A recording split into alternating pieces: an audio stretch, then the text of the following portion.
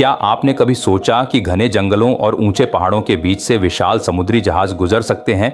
सोचिए, जमीन को खोदकर एक ऐसा रास्ता बना दिया जाए जो समुद्र को सीधे जंगल के दिल से जोड़ दे। सुनने में तो यह किसी साइंस फिक्शन फिल्म की कहानी लगती है, लेकिन यह हकीकत है। चीन की एक ऐसी परियोजना जो पूरी दुनिया को हैरान कर रही है। यह पिंगलू नहर है, एक 135 किलोमीटर लंबा जलमार्ग जो चीन के गुआंगशी प्रांत के जंगलों को काटकर दक्षिण चीन सागर से जोड़ा जा रहा है। लेकिन रुकिए, यह सिर्फ नहर नहीं, यह चीन की महत्वाकांक्षा का एक जिंदा सबूत है। भारत के नजरिए से देखें तो यह परियोजना हमारे लिए भी कई सवाल खड़े करती है। क्या यह नहर दक्षिण एशिया के व्यापार और भू राजनीति को बदल देगी? क्या यह भारत के पड़ोस में चीन के बढ़ते प्रभाव को और मजबूत करेगी? आइए इस रोमांचक सफर की शुरुआत करते हैं और जानते हैं कि आखिर यह पिंगलू नहर है क्या और इसके पीछे की खबर क्या है। तैयार हैं? तो चलिए इस अनोखी खबर में गोता लगाते हैं। पिंगलू नहर का नाम शायद आपके लिए नया हो, लेकिन यह जल्द ही पूरी दुनिया में चर्चा का विषय बनने वाला है। यह नहर झिंजियांग नदी को दक्षिण चीन सागर से जोड़ेगी, लेकिन बात सिर्फ इतनी नहीं है। यह एक ऐसा शॉर्टकट है जो जहाजों का 560 किलोमीटर लंबा सफर बचाएगा। कल्पना कीजिए, आप दिल्ली से मुंबई जाना चाहते हैं, लेकिन आपको पहले चेन्नई होकर जाना पड़े।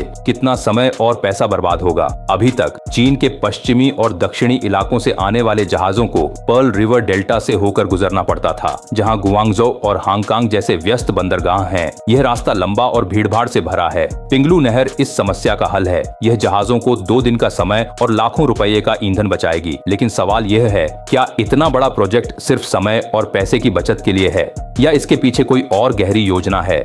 आइए इस रहस्य को और खोलते हैं। इस नहर की इंजीनियरिंग अपने आप में एक चमत्कार है। 135 किलोमीटर लंबा रास्ता बनाना, जिसमें पहाड़ों को काटना पड़े, जंगलों को पार करना पड़े और ऊंची नीची जमीन को एक समान करना पड़े, ये कोई छोटी बात नहीं। कहते हैं कि इस प्रोजेक्ट में इतनी मिट्टी और पत्थर निकाले जा रहे हैं जितने मिस्र के 8 पिरामिडों को बनाने में भी नहीं लगे होंगे। ये सुनकर ही दिमाग चकरा जाता है ना? लेकिन असली जादू है इस नहर के शिप लॉक्स में। शिप लॉक्स को आप पानी की लिफ्ट समझिए। जहाज एक बड़े चैम्बर में जाता है, दरवाजे बंद होते हैं और फिर पानी का स्तर ऊपर या नीचे किया जाता है ताकि जहाज अगले रास्ते के स्तर तक पहुंच जाए। यह तकनीक इतनी स्मार्ट है कि 5000 टन तक के भारी जहाज आसानी से इस नहर से गुजर सकेंगे। लेकिन क्या यह तकनीक इतनी आसान है जितनी सुनने में लगती है? और क्या इसकी कीमत सिर्फ पैसों में चुकाई जा रही है या प्रकृति को भी कोई बड़ा नुकसान हो रहा है? इस सवाल का जवाब जानने के लिए थोड़ा और रुकिए। अब बात करते हैं इस नहर के पीछे की रणनीति की। यह सिर्फ व्यापार का मसला नहीं है। चीन की नजर अपने कम विकसित पश्चिमी प्रांतों को अमीर तटीय शहरों के बराबर लाने पर है।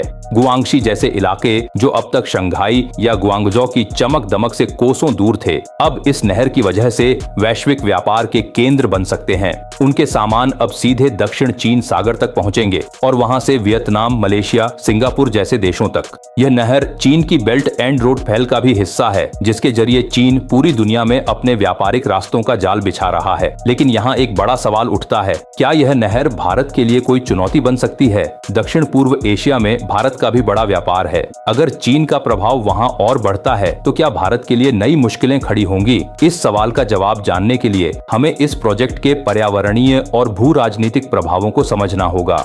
पर्यावरण का सवाल इस नहर के साथ सबसे बड़ा विवाद है। 135 किलोमीटर लंबा और फुटबॉल मैदान जितना चौड़ा रास्ता जंगल के बीच से निकालने का मतलब है हजारों पेड़ों की कटाई, वन्य जीवों के घरों का नष्ट होना और पूरे पारिस्थितिकी तंत्र का बदल जाना। चीन का दावा है कि यह एक हरी नहर होगी। वे कहते हैं कि काटे गए पेड़ों से ज्यादा पेड़ लगाए जाएंगे और वन्य जीवों के लिए खास गलियारे बनाए जाएंगे ताकि वे नहर के एक तरफ से दूसरी तरफ जा सकें। लेकिन क्या इतने बड़े प्रोजेक्ट का असर इतना आसानी से कम किया जा सकता है?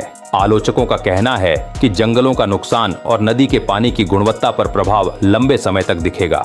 भारत के लिए यह सवाल और भी अहम है, क्योंकि हम भी अपनी नदियों और जंगलों के संरक्षण के लिए जूझ रहे हैं। क्या चीन का यह प्रयोग हमें भी कुछ सिखा सकता है, या यह एक चेतावनी है कि प्रकृति के साथ इतना बड़ा खिलवाड़ कितना खतरनाक हो सकता है? इस सवाल का जवाब जानने के लिए हमें इस प्रोजेक्ट की हर परत को खोलना होगा। अब आइए इस नहर के भविष्य पर एक नजर डालें।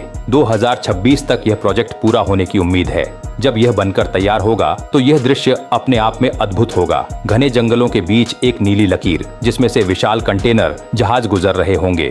यह सिर्फ एक नहर नहीं, बल्कि इंसान की इच्छा शक्ति और तकनीक का एक नमूना होगा। लेकिन इसके साथ ही ये सवाल भी उठेगा कि क्या हम प्रकृति के साथ इस तरह के प्रयोगों की कीमत चुका पाएंगे। भारत के लिए ये नहर एक सबक भी हो सकती है। हम भी अपनी अर्थव्यवस्था को बढ़ाने के लिए बड़े बड़े प्रोजेक्ट्स पर काम कर रहे हैं, लेकिन क्या हम पर्यावरण और विकास के बीच संतुलन बना पाएंगे। पिंगलू नहर की कहानी हमें यह सोचने पर मजबूर करती है कि इंसान अपनी जरूरतों के लिए प्रकृति को कितना बदल सकता है और इस बदलाव की कीमत क्या होगी। तो यह थी पिंगलू नहर की कहानी, एक ऐसी परियोजना जो इंजीनियरिंग, व्यापार, भू राजनीति और पर्यावरण के सवालों को एक साथ जोड़ती है। यह नहर सिर्फ चीन की कहानी नहीं बल्कि पूरी दुनिया के लिए एक नई दिशा दिखा सकती है। लेकिन सवाल ये है कि यह दिशा हमें कहां ले जाएगी। क्या यह व्यापार और तरक्की का नया रास्ता खोलेगी या पर्यावरण के लिए एक नई चुनौती बनकर उभरेगी, और भारत के लिए इसका क्या मतलब होगा। इन सवालों के जवाब जानने के लिए हमें इस कहानी को और करीब से देखना होगा।